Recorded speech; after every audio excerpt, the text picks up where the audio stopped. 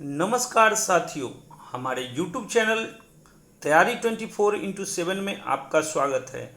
आज का जो वीडियो है वो फिजिक्स से रिलेटेड वीडियो है और इस वीडियो में मैंने मैकेनिकल फिजिक्स से 25 क्वेश्चन को शामिल किया हूँ। ठीक है, तो इस 25 क्वेश्चन को आप सॉल्व करके देखें। एग्ज़ाम के लिए ये सारे क्वेश्चन बहुत महत्वपूर्ण हैं। तो चलिए चलते हैं हम आज के इस एपिसोड में हम पहले क्वेश्चन की ओर बढ़ते हैं।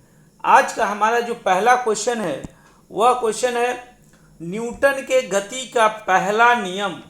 न्यूटन के गति का पहला नियम जाना जाता है, किससे जाना जाता है? ऑप्शन है हमारा ए गुरुत्व के नियम, ऑप्शन बी में है जड़त्व का नियम, ऑप्शन सी में है संवेग संरक्षण और ऑप्शन डी में है परासरण। तो देखिए इस क्वेश्चन का जो सही उत्तर होगा वो जड़त्व का नियम होता है। जड़त्व के नियम को ही हम न्यूटन के गति का पहला नियम से हम जानते हैं। ठीक है, उसके बाद हम चलते हैं अपने अगले प्रश्न की ओर। हमारा अगला जो प्रश्न है वह है वॉशिंग मशीन किस सिद्धांत पर कार्य करती है? ऑप्शन है ये है हमारा अपकेंद्रण सिद्धांत यानी अपकेंद्रण नियम, अपोहन, अभिकेंद्रण और विसरण। तो देखिए यह क्वेश्चन मैंने देखा है बहुत सारे एग्जाम में पूछा गया है कि वॉशिंग मशीन जो है ना वो किस सिद्धांत पर कार्य करती है। तो ये अपकेंद्रण सिद्धांत पर वॉशिंग मशीन जो है ना वो कार्य करती है। उसके बाद हम चलते हैं अपने अगले प्रश्न की ओर। हमारा अगला जो प्रश्न है वो है निम्नलिखित में से कौन सी राशि सदिश नहीं है? यहाँ पे चार जो ऑप्शन दिए गए हैं उनमें से कौन सी राशि जो है वो सदिश नहीं है? तो देखिए विस्थापन ये भी सदिश है, वेग भी सदिश है, बल जो फोर्स ये भी सदिश है, आयतन जो है ना वो सदिश राशि नहीं है, यह अदिश राशि है। ठीक है, और सदिश राशि होने के लिए क्या चाहिए? तो जिसमें डायरेक्शन और मैग्नीट्यूड यानी परिमाण और जो दिशा वो दोनों होने चाहिए, तब हम उसे सदिश राशि कहते हैं। तो इसका सही उत्तर जो है ना वो आयतन होगा। उसके बाद हम चलते हैं अपने अगले प्रश्न की ओर। हमारा अगला जो प्रश्न है वो है बल किसके गुणनफल के बराबर होता है, यानी फोर्स बराबर क्या होता है? तो फिजिक्स में आपने फॉर्मूला पढ़ा होगा एफ बराबर एम ए, जहाँ पे एम क्या है मास है और ए क्या है एक्सेलरेशन है। तो बल किसके गुणनफल के बराबर है? तो ऑप्शन हमारा क्या दिया गया है? द्रव्यमान और वेग, द्रव्यमान और त्वरण, भार और वेग और भार और त्वरण। तो मैंने क्या बोला? एफ बराबर एम ए। एम क्या है मास यानी द्रव्यमान और ए क्या है हमारा एक्सेलरेशन यानी त्वरण। तो इसका सही उत्तर क्या हो जाएगा? द्रव्यमान और त्वरण। उसके बाद हम चलते हैं अपने अगले प्रश्न की ओर। हमारा अगला जो प्रश्न है वो है वायु शक्ति यानी विंड पावर में ऊर्जा का कौन सा रूप विद्युत ऊर्जा में परिवर्तित होता है? ऑप्शन है हमारा ए गतिज ऊर्जा, ऑप्शन बी जो है हमारा स्थितिज ऊर्जा, ऑप्शन सी है हमारा सौर ऊर्जा और ऑप्शन डी है विकिरण ऊर्जा। तो इसका सही उत्तर जो होगा ना वो गतिज ऊर्जा होगा, क्योंकि विंड पावर जो है ना उसमें क्या होता है कि हवा के माध्यम से गति करता है ना, जो विंड जो फैन होता है वो गति करता है और उससे विद्युत क्या होता है उत्पन्न होता है। पवन चक्की जो होता है ना वो हवा के माध्यम से हवा के गति होने से वो रोटेट होना शुरू हो जाते। तो इसका सही उत्तर क्या हो जाएगा? गतिज ऊर्जा होगा। उसके बाद हम चलते हैं अपने अगले प्रश्न की ओर। हमारा अगला जो प्रश्न है वो है एक ट्रेन जैसे ही चलना आरंभ करती है, यहाँ पे ही होना चाहिए। एक ट्रेन जैसे ही चलना आरंभ करती है उसमें बैठे हुए यात्री का सिर पीछे की ओर झुक जाता है, क्यों? ऑप्शन ए है हमारा स्थिरता का जड़त्व, दूसरा है गति का जड़त्व, तीसरा जड़त्वाघूर्ण और चौथा ऑप्शन है हमारा संरक्षण सिद्धांत। तो देखिए अब ध्यान दीजिएगा, जब ट्रेन में कोई बैठा व्यक्ति जब ट्रेन रुका होता है और अचानक ट्रेन जब चलती है तो वो पीछे मुहे व्यक्ति झुक जाता है, मतलब पीछे की तरफ झुक जाता है, इसे हम बोलते हैं स्थिरता का जड़त्व, है ना। और जैसे ही जो गतिशील ट्रेन होती है और जब वो अचानक रुकती है तो लोग आगे की ओर झुक जाते हैं, तो ये होता है गति का जड़त्व, ठीक है। लेकिन यहाँ से आपसे पूछा क्या गया है कि बैठे हुए यात्री का सिर जो है ना वो पीछे की ओर झुक जाता है, तो इसका सही उत्तर क्या होगा, स्थिरता का जड़त्व, इसका सही उत्तर यही होगा। उसके बाद हम चलते हैं अपने अगले प्रश्न की ओर। हमारा अगला जो प्रश्न है वो है, निम्नलिखित में से किसने न्यूटन से पूर्व ही बता दिया था कि सभी वस्तुएं पृथ्वी की ओर आकर्षित होती है। ऑप्शन है हमारा ए आर्यभट्ट, ऑप्शन बी है हमारा वराहमिहिर, ऑप्शन सी है हमारा बुद्धगुप्त और ऑप्शन डी जो है हमारा ब्रह्मगुप्त। तो देखिए ये गुप्तोत्तर काल में ये बताया गया था, उस समय के एक गणितज्ञ एवं खगोलज्ञ ब्रह्मगुप्त जो थे, इन्होंने ही बताया था कि जो जितने भी वस्तुएं हैं ना वो पृथ्वी की ओर आकर्षित होती है, ठीक है। तो इसका सही उत्तर क्या हो जाएगा, ब्रह्मगुप्त होगा। उसके बाद हम चलते हैं अपने अगले प्रश्न की ओर। हमारा अगला जो प्रश्न है वो है, गुरुत्वाकर्षण के सार्वभौमिक नियम का प्रतिपादन किसने किया था, ठीक है। ऑप्शन है हमारा न्यूटन, आइंस्टीन, गैलीलियो, कोपरनिकस। तो इसका सही उत्तर क्या होगा, न्यूटन। न्यूटन ने गुरुत्वाकर्षण के सार्वभौमिक नियम को क्या किया था, प्रतिपादित किया था। तो इसका सही उत्तर क्या हो जाएगा, न्यूटन होगा। उसके बाद हम चलते हैं अपने अगले प्रश्न की ओर। हमारा अगला जो प्रश्न है वो है, कृत्रिम उपग्रह पृथ्वी से सुस्पष्टता से ट्रैक किया जा सकता है ना, किसके माध्यम से, तो डॉपलर प्रभाव, रडार, सोनार और पल्सर। तो देखिए ये जो डॉपलर ट्रैकिंग होता है ना, डॉपलर ट्रैकिंग के माध्यम से हम क्या कर सकते हैं, कृत्रिम उपग्रह का पृथ्वी पर से हम सुस्पष्टता से ट्रैक कर सकते हैं। तो इसका सही उत्तर क्या हो जाएगा, डॉपलर इफेक्ट। उसके बाद हम चलते हैं अपने अगले प्रश्न की ओर। हमारा अगला जो प्रश्न है वो है, पेंडुलम की घड़ी तीव्र गति से चल सकती है। ऑप्शन ए है हमारा ग्रीष्म ऋतु में, ऑप्शन बी है हमारा शीतकाल ऋतु में, ऑप्शन सी है हमारा वसंत ऋतु में और ऑप्शन डी है हमारा वर्षा ऋतु में।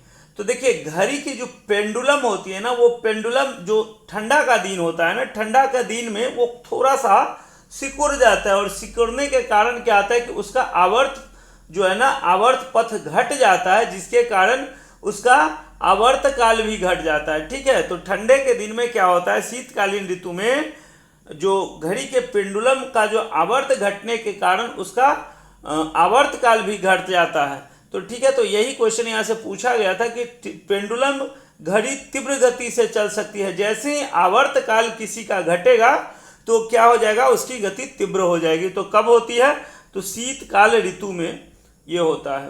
उसके बाद हम चलते हैं अपने अगले प्रश्न की ओर। हमारा अगला जो प्रश्न है वो है, पृथ्वी का पलायन वेग क्या है, यानी एस्केप वेलोसिटी।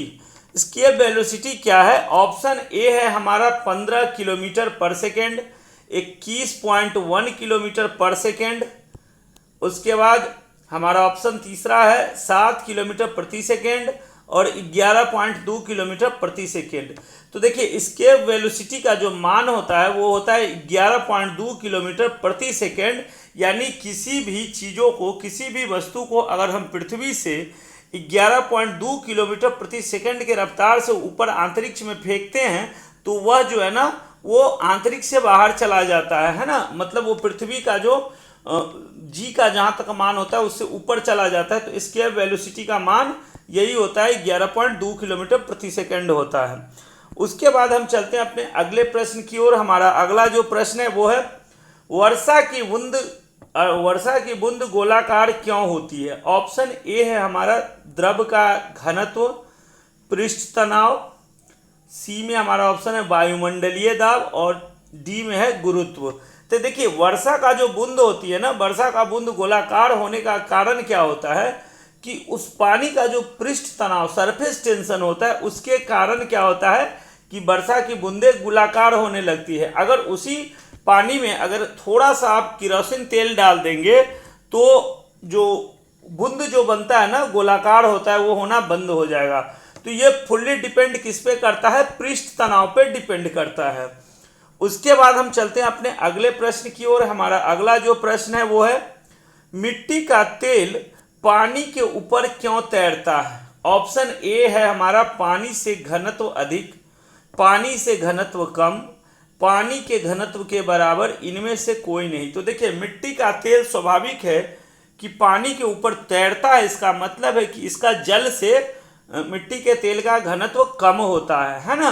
इसी कारण से यह पानी का जो लेयर होता है वो नीचे चला जाता है और तेल जो होता है ना वो ऊपर हो जाता है, दोनों दो भागों में बढ़ जाता है। तो इसका सही उत्तर क्या हो जाएगा, पानी से घनत्व इसका कम होता है। किसका कम होता है? तो मिट्टी का तेल का घनत्व कम होता है। उसके बाद हम चलते हैं अपने अगले प्रश्न की ओर। हमारा अगला जो प्रश्न है वो है, बत्ती वाले स्टोव में किरोसिन के बत्ती में ऊपर चढ़ने के कारण क्या है ना। आपको ध्यान में होगा पुराने जमाने में लोग दिया का उपयोग करते थे। तो दिया का उपयोग में तो दिया जो है ना क्या, ढक्कन बंद हो जाने के बाद किरोसिन मतलब एक शीशी में क्या किया जाता था, किरोसिन तेल बंद रख के और एक बाती लगाकर ढक्कन को बंद किया जाता था। तो यहाँ भी वही चीज है, बत्ती वाले स्टोव में किरोसिन की बत्ती में ऊपर चढ़ने का कारण क्या था? ऑप्शन ये है हमारा परासरण, ऑप्शन बी में है विसरण, ऑप्शन सी में है पृष्ठ तनाव, ऑप्शन डी में है जीव द्रव संकुचन। तो यह जो होता था पृष्ठ तनाव, यानी जो केशिकात्व जो होते थे, केशिकात्व जो प्रणाली होती थी, केशिकात्व, इसके कारण है ना, पृष्ठ तनाव केशिकात्व के कारण जो है वो बत्ती में तेल ऊपर की ओर चढ़ना शुरू हो जाता था। तो इसका सही उत्तर क्या हो जाएगा, पृष्ठ तनाव। उसके बाद हम चलते हैं अपने अगले प्रश्न की ओर। हमारा अगला जो प्रश्न है वो है, ताप बढ़ने पर द्रव की श्यानता पर क्या असर पड़ता है? ऑप्शन ए है हमारा बढ़ती है, ऑप्शन बी है हमारा घटती है, ऑप्शन सी है हमारा अपरिवर्तित रहती है, ऑप्शन डी है हमारा बढ़कर घटती है। तो इसका जो सही उत्तर होगा वो ताप बढ़ने पर द्रव्य की श्यानता है ना वो घटती है। ठीक है, क्या होगा इसका, श्यानता जो घटती है। ठीक है, उसके बाद हम चलते हैं अपने अगले प्रश्न की ओर। हमारा अगला जो प्रश्न है वो है, सबसे ज्यादा श्यानता बल, यानी सबसे ज्यादा जो विस्कोसिटी श्यानता बल जो होता है ना वो किसमें होता है? जल में, वायु में, खून में, शहद में। तो ये चारों में सबसे ज्यादा जो विस्कोसिटी होता है यानी श्यान बल जो होता है ना वो शहद में होता है, और इससे भी ज्यादा जो होता है वो ग्लिसरीन में होता है। तो सबसे ज्यादा यहाँ पे किसमें है? आंसर आपका शहद में होगा। ठीक है, उसके बाद हम चलते हैं अपने अगले प्रश्न की ओर। हमारा अगला जो प्रश्न है वो क्या है, देखिए, हवाई जहाज से यात्रा करते समय पेन से स्याही निकलने लगती है, क्यों? यानी देखिएगा कि जो आपका पेन है, बॉल पेन जो है ना, अगर उसको आप एरोप्लेन में लेके जाते हैं तो उससे जो इंक है ना वो बाहर निकलना शुरू हो जाता है। तो क्यों, ऐसा क्यों होता है? तो वायु दाब में कमी के कारण, वायु दाब में वृद्धि के कारण, स्याही के आयतन में वृद्धि के कारण, या अधिक भार के कारण। तो जैसे जैसे हम प्लेन से ऊपर की ओर जाते हैं वायु दाब कम होता है, और कम होने के कारण ही पेन से स्याही जो है ना वो निकलने लगता है। तो इसका सही उत्तर क्या हो जाएगा, वायु दाब में कमी के कारण। उसके बाद हम चलते हैं अपने अगले प्रश्न की ओर। हमारा अगला जो प्रश्न है वो है, ऑटोमोबाइल,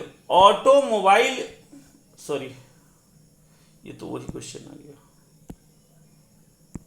हाँ, ऑटोमोबाइल के हाइड्रोलिक ब्रेक के कार्य करने का क्या सिद्धांत है? आप देखिएगा बहुत सारे ट्रैक्टर या वो जो डंपर वगैरह होते हैं उसमें जो हाइड्रोलिक ब्रेक या हाइड्रोलिक उसका जो डाला होता है, या बहुत सारे गाड़ी में हाइड्रोलिक ब्रेक होते हैं।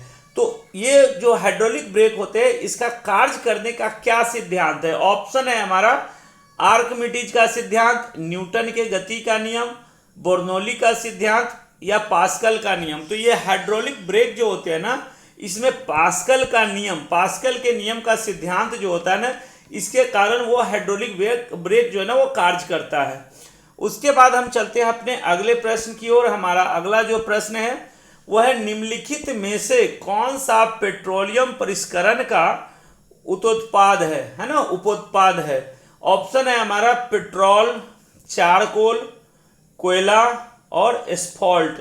तो देखिए जैसे ही हम पेट्रोलियम का शोधन करना शुरू करते हैं, परिशोधन करना यानी रिफाइन करना शुरू करते हैं, तो उसके दौरान क्या होता है, एस्फॉल्ट जो है ना, एस्फॉल्ट प्राप्त होता है। इसका सही उत्तर क्या हो जाएगा, एस्फॉल्ट। उसके बाद हम चलते हैं अपने अगले प्रश्न की ओर। हमारा अगला जो प्रश्न है वो है वस्तु की मात्रा बदलने पर क्या अपरिवर्तित रहता है। ऑप्शन ए है हमारा आयतन, बी है भार, सी है द्रव्यमान और डी है घनत्व। तो देखिए वस्तु का मात्रा बदल दीजिए यानी उसके क्वांटिटी में परिवर्तित कर दीजिए, थोड़ा है तो ज़्यादा कर दीजिए, ज़्यादा है तो कम कर दीजिए। तो उसमें तो चेंजिंग अपरिवर्तित जो है ना, आयतन में चेंजिंग होगा, भार में भी होगा, द्रव्यमान में होगा, लेकिन वस्तु के मात्रा बदलने पर ना घनत्व में कोई परिवर्तन नहीं होगा। तो इसका सही उत्तर क्या हो जाएगा, घनत्व। यानी वस्तु की मात्रा बदलने पर क्या अपरिवर्तित रहेगा, तो घनत्व जो है ना वो अपरिवर्तित रहेगा। उसके बाद हम चलते हैं अपने अगले प्रश्न की ओर। हमारा अगला जो प्रश्न है, पानी की अपेक्षित घनत्व सर्वाधिक किस ताप पर होता है। ये देखिए ये क्वेश्चन बहुत बार एग्जाम में पूछा गया है कि मतलब कौन सा टेम्परेचर पर पानी का जो डेंसिटी है ना वो सबसे ज्यादा होता है। ऑप्शन ए है हमारा 0 डिग्री सेल्सियस, ऑप्शन बी है 4 डिग्री सेल्सियस, ऑप्शन सी है 50 डिग्री सेल्सियस और ऑप्शन डी जो है हमारा 100 डिग्री सेल्सियस। तो आपको ध्यान में रखना है 4 डिग्री सेल्सियस पर ना जल का घनत्व सबसे ज्यादा होता है, पानी का घनत्व जो है ना वो 4 डिग्री सेल्सियस पर सबसे ज्यादा होता है। इसका सही उत्तर यही होगा। उसके बाद हम चलते हैं अपने अगले प्रश्न की ओर। हमारा अगला जो प्रश्न है, मथने के पश्चात क्रीम का दूध से पृथक होने का क्या कारण है। यानी आप देखिएगा गांव ग्राम में बहुत सारे ऐसे जो मतलब क्रीम निकालने वाले जो मतलब दुकानदार होते हैं, वो क्या करते हैं, दूध से क्रीम को निकालते हैं। तो उसको बोला जाता है कि मथने के पश्चात क्रीम का दूध से पृथक होने का क्या कारण है। ऑप्शन ए है हमारा गुरुत्वाकर्षण बल, ऑप्शन बी है ससंजक बल, ऑप्शन सी है अपकेंद्रीय बल और ऑप्शन डी है अभिकेंद्रीय बल। तो देखिए वॉशिंग मशीन का चलना, उसके बाद मतलब दूध से मक्खन को अलग करना, ये सारे जो प्रक्रिया है ना ये अपकेंद्रीय बल के कारण होता है। इसका सही उत्तर क्या होगा, अपकेंद्रीय बल होगा। उसके बाद हम चलते हैं अपने अगले प्रश्न की ओर। हमारा अगला जो प्रश्न है, बादलों का वायुमंडल में तैरने का क्या कारण है। ऑप्शन ए है हमारा ताप, ऑप्शन बी है वेग, ऑप्शन सी है दाब और ऑप्शन डी है हमारा घनत्व है। तो देखिए बादल जो है ना वो वायुमंडल में तब तैरने लगते हैं जब बादल का घनत्व जो होता है वो घटना शुरू होता है। जैसे इसका डेंसिटी घटता है तो ये क्या होते हैं, बादल वायुमंडल में तैरने लगते हैं। तो इसका सही उत्तर क्या होगा, घनत्व घटने के कारण वायुमंडल में बादल तैरने लगते हैं। उसके बाद हम चलते हैं अपने अगले प्रश्न की ओर। हमारा अगला जो प्रश्न है वो है, निम्नलिखित में से कौन सा तत्व सबसे पहले कृत्रिम रूप से उत्पादित किया गया था। ऑप्शन है हमारा नेपट्यूनियम, उसके बाद बी में है प्लूटोनियम, उसके बाद ऑप्शन सी में है फ्रेंसियम और ऑप्शन डी में है टेक्नीशियम। ठीक है, तो इसका सही उत्तर क्या होगा, ये आपका होगा टेक्नीशियम। टेक्नीशियम जो है ना वो पहला कृत्रिम रूप से उत्पादित किया गया तत्व है। इसका जो परमाणु संख्या होता है वो परमाणु क्रमांक क्या होता है, 43 होता है और इसे हम TC के रूप में डिनोट करते हैं। ठीक है, टेक्नीशियम जो होता है वो क्या होता है, पहला कृत्रिम रूप से उत्पादित किया गया एलिमेंट है। उसके बाद हम चलते हैं अपने अगले प्रश्न की ओर। हमारा अगला प्रश्न है और यह संभवतः आज का अंतिम प्रश्न है, स्थित विज्ञान निम्नलिखित में से किससे संबंधित है। ऑप्शन ए है हमारा गतिमान स्थित, बी में है विश्राम स्थित, सी में है मानसिक स्थित और 4 में है आंकड़ों का अध्ययन। तो इसका जो सही उत्तर होगा विश्राम स्थित होगा। ठीक है, ये था हमारा आज का फिजिक्स का 25 क्वेश्चन। वीडियो में आप 25 क्वेश्चन देखें तो 25 क्वेश्चन को ध्यान में रखेंगे, याद रखें, क्योंकि एग्जाम में यह बहुत ज़्यादा पूछे जाते हैं।